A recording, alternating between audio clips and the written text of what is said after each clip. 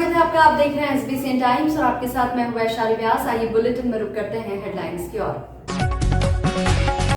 झांकियों व अखाड़ों के साथ मंदसौर नगर में एक साथ निकलेंगे 51 वेवाण, बैठक में लिया निर्णय।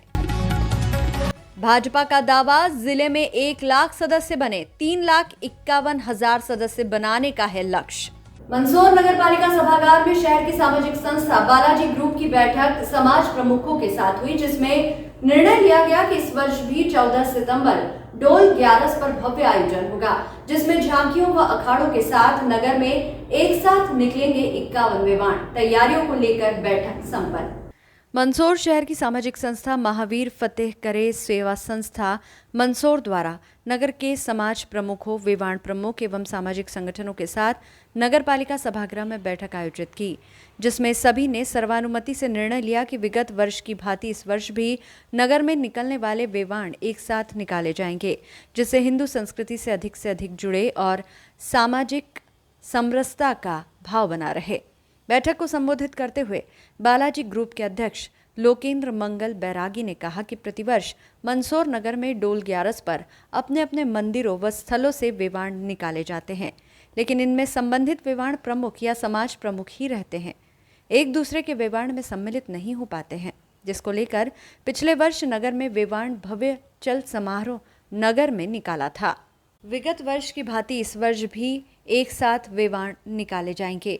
बैठक में निर्णय लिया गया कि 14 सितंबर डोल 11 पर गांधी चौराहा स्थित विश्वपति शिवालय पर दोपहर 2 बजे सभी वेवाण एकत्र होंगे तथा आकर्षक झांकियों एवं करतब दिखाते अखाड़ों के साथ सामूहिक रूप से वेवाण नगर में निकलेंगे तथा पशुपतिनाथ मंदिर पहुंचेंगे।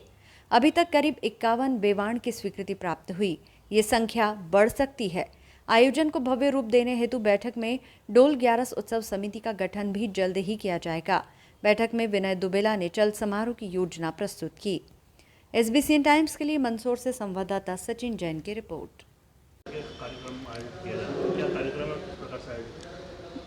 महावीर फतेहकर सेवा संस्था बालाजी के तत्वाधान में बालाजी की पहल पर पिछले वर्ष सामूहिक वेवाण एक साथ मंदसौर शहर में 48 वेवाणों का विशाल चल समारोह निकाला गया। स्वयं भगवान जल जूनी एकादशी पर नदी पर अपने मंदिर से निकलकर नदी पर जाते हैं स्नान के लिए, उसको लेकर आज द्वितीय वर्ष है बालाजी की पहल पर। उसको लेकर आज सनातन धर्म के सानिध्य में, सर्व समाज के सानिध्य में, संतों के मार्गदर्शन में बैठक आयोजित की गई है। इसमें सभी वेवाण प्रमुख, समाज प्रमुख एवं बालाजी कार्यकर्ता साथी लोग उपस्थित हुए हैं। वेवाण को किस तरह निकालना है, किस तरह भव्यता रूप देना है, इसको लेकर आयोजक समिति बनाई जाएगी। मैं मीडिया के माध्यम से मंदसौर शहरवासियों से अपील करना चाहता हूँ कि जल जूनी एकादशी को वेवाण महोत्सव में गांधी चौराहे दोपहर 2 बजे यह यात्रा प्रारंभ होगी। यह शहर के अनेक मार्गों होते हुए पशुपतिनाथ पुलिया पर पहुँचेगी। सभी धर्म लाभ लेवे और भगवान का पूजा अर्चा कर आशीर्वाद प्राप्त करें।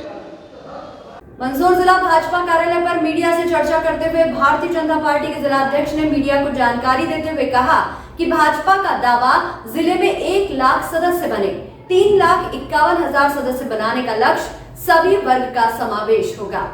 मंदसौर भाजपा ने दावा किया है कि मंदसौर जिले में भाजपा की सदस्यता अभियान के तहत एक सप्ताह में ही 1 लाख सदस्य बना लिए हैं। मंदसौर जिले में 3,51,000 सदस्य बनाने का लक्ष्य रखा गया है। उन्होंने कहा कि भाजपा के सदस्यता अभियान में सभी वर्ग जुड़ रहे हैं। ये भी बताया जा रहा है कि प्रत्येक बूथ पर 200 नए सदस्य बनाए जा रहे हैं। भाजपा जिलाध्यक्ष नानालाल अटोलिया ने ये दावा शुक्रवार को मंदसौर में मीडिया से चर्चा करते हुए किया। उन्होंने ये भी कहा कि भाजपा के सदस्यता अभियान में हर परिवार जुड़ रहा है। भाजपा दुनिया की सबसे बड़ी राजनीतिक पार्टी बन गई है। उन्होंने बताया कि संगठन पर्व हेतु कार्यशाला आयोजित हो चुकी है। पहला चरण 1 सितंबर से 24 सितंबर तक चलेगा। सदस्यता अभियान का दूसरा चरण 1 अक्टूबर से 15 अक्टूबर तक रहेगा। सक्रिय सदस्यता अभियान 16 से 31 अक्टूबर 2024 तक चलेगा तथा प्राथमिक एवं सक्रिय सदस्यता रजिस्टर करने के लिए तिथि 1 नवंबर से 10 नवंबर 2024 होगी। भाजपा का ये अभियान 4 आयामों पर आगे बढ़ेगा। एक आयाम है मिस्ड कॉल पर सदस्यता अभियान 2024, जिसके माध्यम से लोग पार्टी से जुड़ सकेंगे। दूसरा आयाम है QR कोड। स्मार्टफोन का उपयोग करने वाले लोग QR कोड के माध्यम से भारतीय जनता पार्टी के सदस्य बन सकते हैं।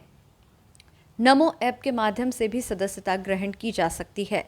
भारतीय जनता पार्टी की वेबसाइट के माध्यम से भी सदस्यता ग्रहण कर सकता है। SBCN टाइम्स के लिए मंदसौर से संवाददाता सचिन जैन की रिपोर्ट।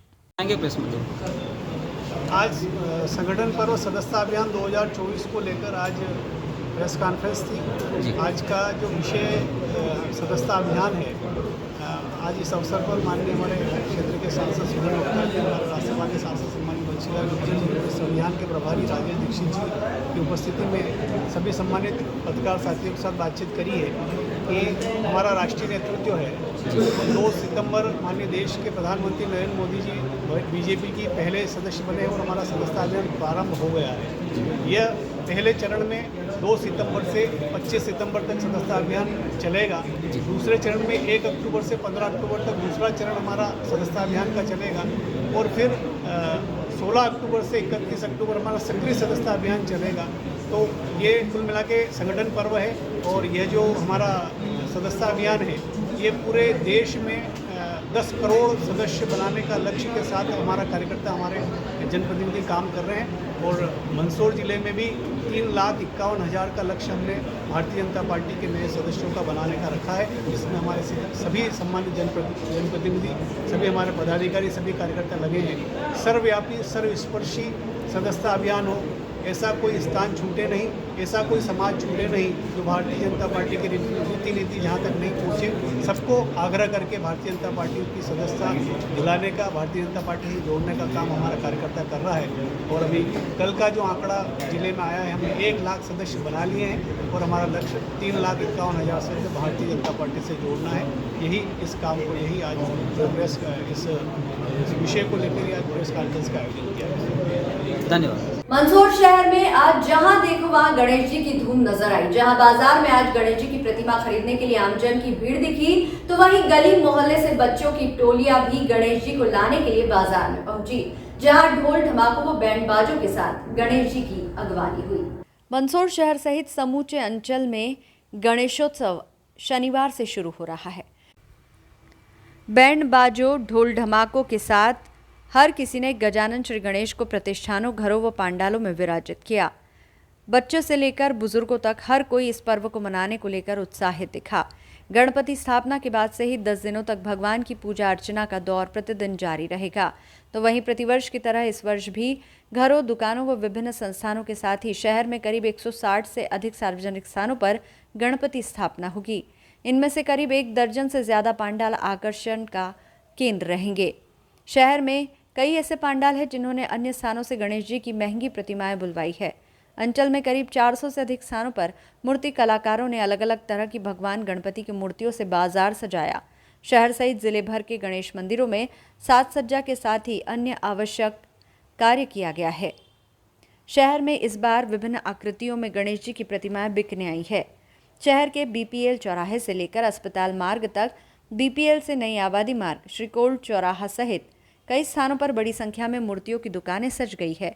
कई बड़ी प्रतिमाएं लोगों को आकर्षित कर रही है, तो कहीं शेषनाग धारण कर मूषक पर सवार बप्पा भक्तों को लुभा रहे हैं। बाजार में 50 रुपए से लेकर 50,000 रुपए तक गणेश जी की छोटी व बड़ी प्रतिमाएं उपलब्ध है। प्रतिमाएं महंगी होने के बावजूद भी लोग अपनी पसंद की मूर्तियों को खरीद रहे हैं। SBCN टाइम्स के लिए मंदसौर से संवाददाता सचिन जैन की रिपोर्ट। आप भी आए हैं खरीदी करने, क्या? हम आज गणेश चतुर्थी के लिए गणपति जी की मूर्ति खरीदने आए हैं और रिद्धि सिद्धि के दाता है। आज इनकी हम स्थापना करेंगे, इसलिए गणेश जी लेने आए हैं। कितना उत्साह रहता है 10 दिवसीय कार्यक्रम? बहुत अधिक उत्साह रहता है। प्रथम पूजनीय है ये, इसलिए इनकी हम पूजा करेंगे, अर्चना करेंगे। रोज भाव भक्ति से इनके सब भजन कीर्तन होंगे। बच्चों के मन में बहुत उत्साह रहता है इसका, इसलिए हम गणेश चतुर्थी का गणपति दिवस मना रहे हैं। गणेश चतुर्थी है, किस प्रकार से बाजार में? मैं सर्वप्रथम तो सब मंदसौर वासियों को आज गणेश चतुर्थी की हार्दिक बधाई और शुभकामनाएं प्रेषित करता हूं। आज बड़े ही हर्षोल्लास का दिन है, हमारे गणपति बप्पा का जन्मदिन है। ऐसे मौके पर समस्त मंदसौर वासी हर्षोल्लास में डूबे हुए हैं। आप देख सकते हैं पीछे कितनी भीड़ लगी है। जो दुकानें हैं उन पर ग्राहक बन नहीं रहा और सारे तरफ से हर्षोल्लास का वातावरण, सभी लोग आध्यात्म के टाइम में जो भी वैदिक रीति है उसके अनुसार सारी धार्मिक अनुष्ठान पूजा पाठ से आज गणपति जी को विराजित करेंगे और मुहूर्त में ही मूर्तियां खरीद रहे हैं, मुहूर्त में ही सारी सामग्री क्रय की जा रही है। मैं एक बार पुनः मंदसौर वासियों को इस बहुत बड़े पर्व के अवसर पर हार्दिक शुभकामनाएं। धन्यवाद। जय हिंद, जय भारत। रतलाम जिले में एक बच्चे का अपहरण कर हत्या के गंभीर मामले के बाद नीमच में भी आदिवासी मासूम के अपहरण का सनसनीखेज मामला सामने आया है। हालांकि इस मामले में पुलिस ने बेहद संवेदनशीलता का परिचय देते हुए आधी रात में ताबड़तोड़ सर्चिंग अभियान चलाकर बच्चे को अपहरता के चंगुल से मुक्त करा लिया है, लेकिन आरोपी घने जंगल में फरार हो गया। मध्य प्रदेश के अंतिम छोर नीमच जिला मुख्यालय से करीब 65 किलोमीटर दूर मध्य प्रदेश राजस्थान सीमा पर अरावली पर्वतमाला में बसे गांव लुहारिया चुंडावत में आदिवासी परिवार का 6 वर्ष का मासूम अपनी दादी के साथ सो रहा था। तभी एक बदमाश दबे पांव आया, बच्चे का अपहरण कर भागने लगा। हलचल से दादी की नींद खुल गई और वह बदमाश के पीछे भागी, लेकिन अंधेरे में बच्चे को लेकर बदमाश लापता हो गया। शोर सुनकर ग्रामीण एकत्रित हो गए। डायल 100 पर पुलिस को सूचना दी गई। एसपी अंकित जायसवाल ने इस मामले में तत्काल एक्शन लिया। आसपास के 4 थानों की पुलिस को मौके पर भेज सर्चिंग में लगाया और खुद भी टीम के साथ घटनास्थल रवाना हो गए।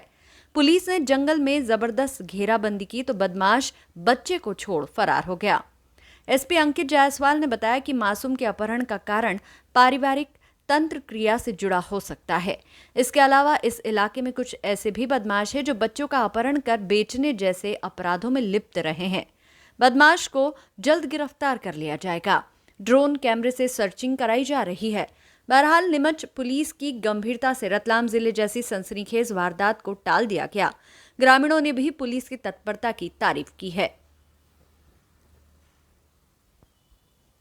हमारा 11:30 बजे इनकी दादी सूती थी, गाँव में ही आवाज़ लग गई, गाँव वाले भी आए।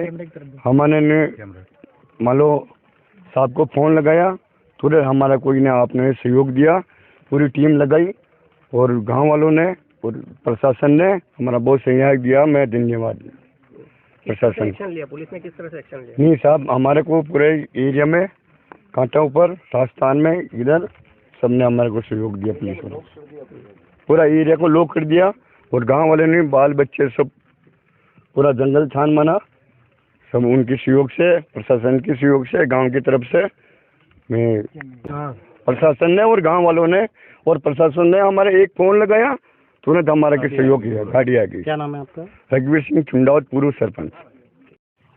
कल दिनांक की दरमियानी रात में ये थाना रतनगढ़ क्षेत्र में लोहारिया चुंडावत गांव है, जो कि थाना हेडक्वार्टर से करीब 15 किलोमीटर इंटीरियर में है। और यहाँ से रात में एक बच्चा भील समाज का, जिसका नाम प्रदीप कुमार भील है, 6 वर्षीय जिसकी उम्र है, उसको एक अज्ञात व्यक्ति ने उसके घर से अपहरण किया और उसको जंगल की तरफ लेकर गया। ये करीब 12:30 बजे की घटना है और इसी बीच डायल 100 पर हम लोगों को करीब 1 बजे पॉइंट आया है। उसके बाद से ही हमारी टीम लगातार इसमें सर्चिंग में लगी हुई थी और पूरे गांव वालों की मदद से पूरे पुलिस की जो टीमें थी, सब लोगों को हम लोगों ने जंगल में लगाया। करीब 5 से 7 टीमें इसमें लगी हुई थी। इसके अलावा पूरी नाकाबंदी करी जगह जगह, ताकि आरोपी भागे नहीं। और पूरी रात वो आरोपी बच्चे को लेकर जंगल में दौड़ता रहा। कई पॉइंट जैसे आप पीछे देख सकते हैं, पूरा जंगल है जिसमें वो बच्चे को लेकर गया और करीब यहाँ से 5 किलोमीटर के अंदर दूरी पर बच्चे को दस्तयाब किया। जब पूरी टीम उसमें चारों तरफ से उसको घेर लिया तो बच्चे को डर के मारे वहीं छोड़कर वो भाग गया। तो इसमें बच्चा, चूँकि आप हमारे बीच सकुशल हम लोगों ने दस्तयाब कर लिया है और आरोपी की तलाश के लिए हमारी टीमें अभी भी मुस्तैद हैं। करीब 60 टीमें हमारी इसमें लगी हुई हैं जो गांव वालों की मदद से उसकी तलाशी कर रही हैं। क्या अभी भी सर आरोपी इस पहाड़ी में है और कितने किलोमीटर का ये एरिया है पूरा, और क्या देख रहे हैं? ये करीब 12 से 13 किलोमीटर का घना जंगल है और इसमें अभी आरोपी की जो लोकेशन है, जितना कि लास्ट टाइम उसको देखा था, वो अभी जंगल के अंदर ही है, क्योंकि चारों तरफ से टीमें लगी हुई हैं। पीछे बांडदा का क्षेत्र है, उधर भी हमारी टीमें लगी हैं, आगे की तरफ से भी टीमें हैं और साथ में गाँव वाले भी हैं। तो इसमें अभी भी आरोपी की 99% लोकेशन जंगल के अंदर ही है और हमारी टीमें उसमें लगी हुई हैं। उसको हम जल्दी पकड़ेंगे। जिस प्रकार से बच्चे को अपहरण किया है और जिस प्रकार से लेके गए थे, तो उसमें एक पारिवारिक एंगल भी आ रहा है और इसके अलावा अगर हम ये देखें कि यहाँ पर आसपास के क्षेत्र में कई 1-2 आरोपी ऐसे हैं पूर्व में जिनकी इस प्रकार की शोहरत रही है बच्चों को उठाने की, उसके लिए भी हमारी टीमें लगी हुई हैं, उनकी तस्दीक कर रही हैं। और इसके अलावा अगर कोई तंत्र विद्या वाला भी कोई एंगल होगा तो उससे भी हम नकार नहीं कर सकते, उसको भी हम इस प्रकार की तो हमारी जांच विस्तृत तरीके से हम लोग कर रहे हैं। इसमें प्राथमिकी दर्ज कर ली गई है और इसमें आगे कार्रवाई की जा रही है। आदिवासी इलाका है, बच्चे आसानी से जो है बाहर आंगन में खेलते रहते हैं, तो क्या उसी का फायदा उठा के इस तरह की घटना को अंजाम दिया गया? बिल्कुल, ये बात में बिल्कुल सच्चाई है। आप जैसा कि देख रहे हैं ये यही एरिया है और बहुत ही स्पार्स्ड लोकेशन में अलग अलग जगह जो है घर बने हुए हैं, आदिवासी क्षेत्र, उसमें कई आदिवासी समुदाय के लोग भी रहते हैं। तो बच्चे को लेकर गए हैं, हालांकि गांव वालों ने एकजुटता जो दिखाई है वो बहुत ही सराहनीय है और सभी गांव वालों ने रात भर से पुलिस की मदद करी, पूरी टीम इसमें लगी रही। और क्या हुआ था, क्या घटना हुई थी? रात को मम्मी के पास हो रहा था बच्चा। रात को ये करीब 12-11 बजे की लमसम हो रहा। तब से मम्मी ने बुलाया था हमको, कराया में दूसरे पर सो रहा था, उसने बुलाया मेरे को, फिर मैं गया हल्ला किया, गाँव वाले के साथ में, फिर लगाया पुलिस को फ़ोन, वो भी मौजूद में आएगी, फिर हम रूम में निकले थे। ये आप यहाँ तक आए हो तो आए थे? हाँ। कैसे मालूम पड़ा? ये बच्चे ने बताया। पूरा बताया इसने? पूरा बताया। एक आदमी था, 2 आदमी था? कितने आदमी थे? एक आदमी थे। अच्छा, और यहाँ से फिर कहाँ लेके गए थे? आगे लेके गए थे। ठीक है, अभी आपका बच्चा मिल गया है। हाँ। खुश हो? मैं खुश हूँ। कौन हो सकता है, क्या लगता है? इसका पता नहीं मिला, कोई सा इंटरेस्ट भी नहीं है, किसी लड़ी झगड़ाती नहीं है, मैं कोई पैसा भी नहीं मांगता, कोई नहीं, कुछ भी नहीं करता। आप क्या करते हो? मजदूरी। पुलिस ने जो कार्रवाई करी उससे खुश हो? हाँ खुश है। क्या नाम है? नंदलाल। गणेश चतुर्थी महोत्सव 7 सितंबर से मनाया जा रहा है। पर्व को लेकर शनिवार को कलाकारों द्वारा भगवान गणेश की बनाई हुई मूर्तियों की बाजार में जमकर बिक्री हुई। मनासा में नीमच रोड पर सालों से मूर्तियां बना रहे राजस्थानी कलाकार रात दिन मूर्तियों का निर्माण कर रहे थे, जिनमें ज्यादातर मूर्तियां पर्यावरण की दृष्टि से इको फ्रेंडली है। मनासा शहर में राजस्थान से आए मूर्तिकार शोकराम और मदन ने बताया कि हम लोग परिवार सहित पिछले 3 महीने से भगवान गणेश की मूर्ति तैयार करने में जुटे हुए थे। मूर्तिकार ने बताया कि इस वर्ष उनके पास 5 इंच से लेकर 12 फीट तक की मूर्तियां तैयार की गई। शहर के अलावा ग्रामीण क्षेत्र के दुकानदारों को भी हमारे द्वारा मूर्तियां तैयार करके दी गई। मूर्ति बनने के साथ भगवान गणेश के नैन नक्श पर भी खास ध्यान दिया जाता है। मूर्तिकार सालों से अपने परिवार के साथ मनासा सहित ग्रामीण अंचल में मूर्तियां बनाकर भेज रहे हैं।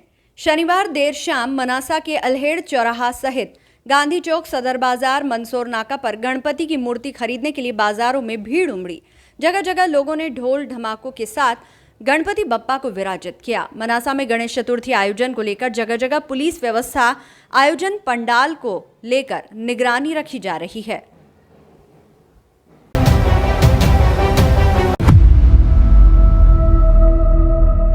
वहीं नीमच में शुक्रवार को कलेक्टर कार्यालय पर शहर के समीप स्थित गांव गिरदौड़ा के ग्रामीण बड़ी संख्या में एकत्रित होकर पहुंचे, जहां उन्होंने नारेबाजी करते हुए कलेक्टर के नाम एक शिकायती ज्ञापन दिया। ज्ञापन के माध्यम से ग्रामीणों ने बताया कि गांव गिरदौड़ा में शासकीय श्री हरि गोपाल गौशाला मौजूद है। गौशाला के गोचर की भूमि है जो गौशाला की ही है। यहाँ गाय को विचरण करने के लिए ये जमीन है, मगर उक्त भूमि पर अवैध अतिक्रमण करने का प्रयास किया जा रहा है। ज्ञापन के माध्यम से ग्रामीणों ने गांव के सरपंच प्रतिनिधि पर उक्त भूमि पर अवैध अतिक्रमण करने और अतिक्रमण को संरक्षण देने का आरोप लगाया है। उनका कहना है कि गोचर की शासकीय भूमि पर भूखंड काटने की तैयारी की जा रही है। गत दिनों गौशाला के गोचर की जमीन पर की गई तार फेंसिंग को तोड़ दिया गया है। इतना ही नहीं, सरपंच प्रतिनिधि के द्वारा ग्रामीणों को डराया धमकाया जा रहा है। ग्रामीणों का कहना है कि एक तरफ शासन गोचर की भूमि पर अवैध अतिक्रमण हटाने के लिए आदेश जारी कर रहा है, वहीं दूसरी ओर गांव में शासकीय भूमि पर अतिक्रमण करने का प्रयास सरपंच प्रतिनिधि के संरक्षण में हो रहा है। ऐसे में शासकीय भूमि पर किए गए अवैध अतिक्रमण को हटाया जाए, इस मामले में दोषी लोगों के खिलाफ कार्रवाई की जाए और गौशाला की गोचर भूमि को पुनः गौशाला के लिए सुरक्षित रखा जाए। मैं गाँव गिरदौड़ा से आई हूँ और गौशाला का मामला है। श्री हरि गौशाला गिरदौड़ा में स्थित है। तो सरपंच की मनमानी से अवैधानिक तरीके से खंभे हटा के गौशाला की चरागाह की भूमि पे और अतिक्रमण करके प्लॉट काटने की तैयारी हो रही है और अवैध तरीके से मंदिर की जमीन दी जा रही है उनको। कौन सरपंच है, क्या नाम है और किस प्रकार से अतिक्रमण कर रहे हैं? सरपंच लीलाबाई है और उनके पति कर रहे अवैध तरीके से, मतलब नाथूलाल मालिक। क्या चाहते हैं आप लोग की मांग क्या है? गौशाला की चरागाह की भूमि जो भी है वो पूरी गौशाला को दी जाए और अवैध अतिक्रमण हटाया जाए। क्या नाम है आपका? मेरा नाम मंजू कुंवर। क्या मामला लेकर आया? जैसे कि ये हमारे नीमच ज़िले की श्री हरि गौशाला है जो गिरदोड़ा में स्थित है और शासकीय गौशाला है। शासन ने पूर्व में ये गौशाला बनाई थी और इसमें जितनी भी चारागाह की भूमि थी उस पर खंभे लगाए थे और वो सभी गोवंशों के लिए घूमने के लिए इसके लिए। अब वर्तमान में क्या है कि वहाँ पर जो सरपंच पति है वहाँ उन खंभों को तोड़कर वहाँ की चरगाह भूमि पर अवैध निर्माण करवाना चाह रहा है। लोगों को भड़काकर उस ज़मीन पर मंदिर का निर्माण किया जा रहा है। जब गौशाला संचालक को इस तरह की बात मालूम पड़ी तो कल वो जेसीबी लेकर आया था, इसका विरोध किया और विरोध किया तो सरपंच द्वारा उसको चमकाया गया कि आपसे जो हो बन सके कर लो। जबकि मुख्यमंत्री जी का सख्त आदेश है मध्य प्रदेश के अंदर कि जितनी भी गोचर भूमि है उसको मुक्त की जाए। अब इस तरह से हमारे प्रदेश के जो मुख्यमंत्री हैं जो गोवंश के लिए इतना कुछ कर रहे हैं और निचले स्तर पे जिले स्तर पे इस तरह गोचर भूमि पर कब्जा किया जा रहा है। तो हमारी यही कलेक्टर साहब से निवेदन है कि जो भी गोचर भूमि है उसको मुक्त की जाए और वहाँ गौशाला संचालक जो चलाते हैं उनको जितनी भी ज़मीन गोचर की है वो सीमाकलन करके दी जाए, जो आगे से इस तरह से विवादित स्थिति नहीं बने। क्या नाम है? मितेश अहीर, गौशाला उत्थान संघ मध्य प्रदेश महामंत्री हूँ।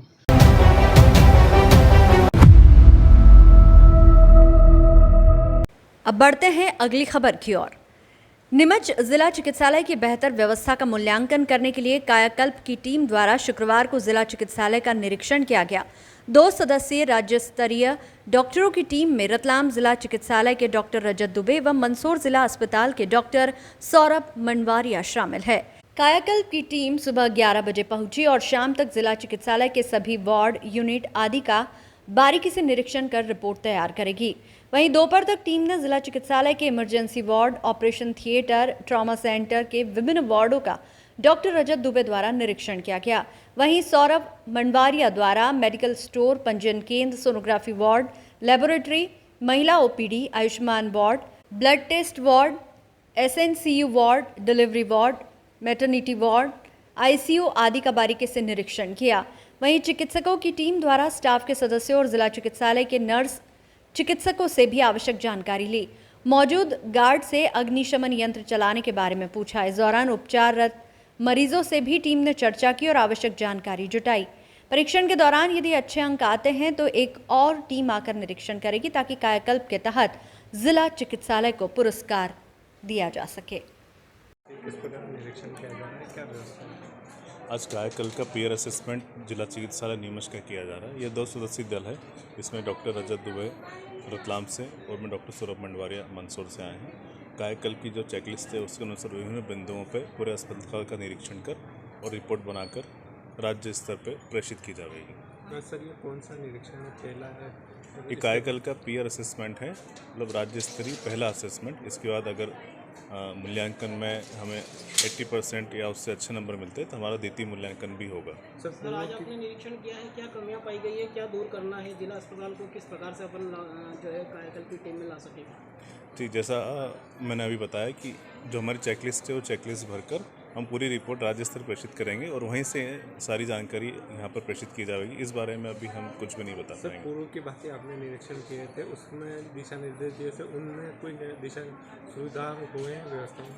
देखिए परिवर्तन तो हो ही रहा है, निरंतर कुछ न कुछ परिवर्तन हो रहा है तो उसको अच्छे से और अच्छा करने का प्रयास किया जा रहा है। तो जो निरीक्षण किया था पहले उसी के संदर्भ में अभी वापस निरीक्षण हुआ है। इसकी रिपोर्ट बनाकर राजस्थान में प्रेषित की जाएगी और वहीं से सारी रिपोर्ट सभी चिकित्सालयों को दी जाएगी।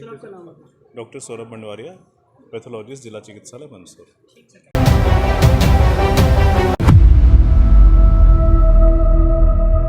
वहीं नीमच अखिल भारतीय ग्राहक पंचायत संगठन जिला नीमच के सदस्य और पदाधिकारी बड़ी संख्या में एकत्रित होकर नीमच कलेक्टर कार्यालय पर शुक्रवार दोपहर पहुंचे, जहां उन्होंने केंद्रीय वित्त मंत्री निर्मला सीतारमण के नाम कलेक्टर प्रतिनिधि डिप्टी कलेक्टर संजीव साहू को एक ज्ञापन दिया।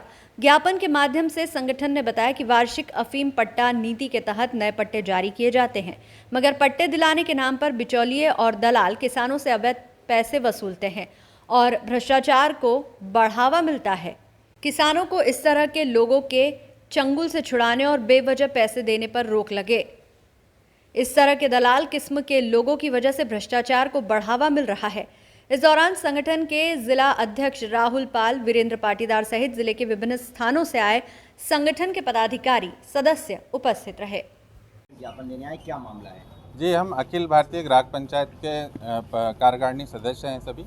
मैं जिला अध्यक्ष हूँ, साथ राहुल कुमार पाल, साथ में जिला संयोजक वीरेंद्र जी पाटीदार हैं, जिला सचिव संदीप जी पाटीदार हैं। हम इस मुद्दे पे आए हैं कि अफीम के नए पट्टे जारी होने वाले हैं। लगभग नीमच ज़िले या मंदसौर ज़िले या राजस्थान के आसपास के अपने मालवा और मेवाड़ में 45,000 के आसपास अनुमानित नए पट्टे जारी होंगे। हर साल जो पट्टे जारी होते हैं, नए पट्टे, उसमें बिचौलियों का रूप बहुत ज़्यादा बढ़ गया है। बिचौलिए नए पट्टे में कृषकों का नाम जुड़ाने के लिए उनको प्रेरित बोलते हैं कि हम नाम जुड़ाएंगे, हमको इतना पैसा दो। तो ये कृषक जो भी हमारे किसान बंधु हैं उनका शोषण हो रहा है। उस शोषण को रोकने के लिए हमने ये वित्त मंत्री जी को कलेक्टर महोदय द्वारा आवेदन दिया है कि ये शोषण बंद किया जाए और डायरेक्ट सूची या तो पंचायत कार्यालय पर चस्पा करी जाए या पत्रकार के माध्यम से जारी करी जाए, ताकि ये बिचौलियों का जो शोषण करते हैं अपने कृषक भाइयों का, वो शोषण रोका जाए। पहले भी नीमच में ऐसे पट्टों को लेकर कई मामले आए हैं जहाँ पर बड़े बड़े घोटाले हुए हैं, अधिकारी रिश्वत लेते पकड़े गए। ऐसे में अखिल ग्राम पंचायत संगठन है वो कैसे सक्रिय रहेगा, पट्टों के समय कैसे आगामी लड़ाई लड़ेगा? ये अभी हमने शुरुआत करी है और इसके हम आगे वित्त मंत्री तक पहुंचने की पूरी कोशिश करेंगे और निर्देशित करवाना चाहेंगे नारकोटिक्स ब्यूरो को कि ये जो बिचौलियां हैं और ये शोषण मुक्त हो रहा है हमारे कृषक भाइयों का, उसमें हम कार्य आगे तक फॉलोअप करके करेंगे। जो जो शिकायत हमें प्राप्त होती जाएगी उसकी जानकारी हम आगे तक पहुंचाने की पूरी कोशिश करेंगे। पूरा संगठन इसके लिए एकीकृत होकर खड़ा है दिल्ली तक। आपका नाम? मेरा नाम राहुल कुमार पाल, जिला अध्यक्ष अखिल भारतीय ग्राहक पंचायत।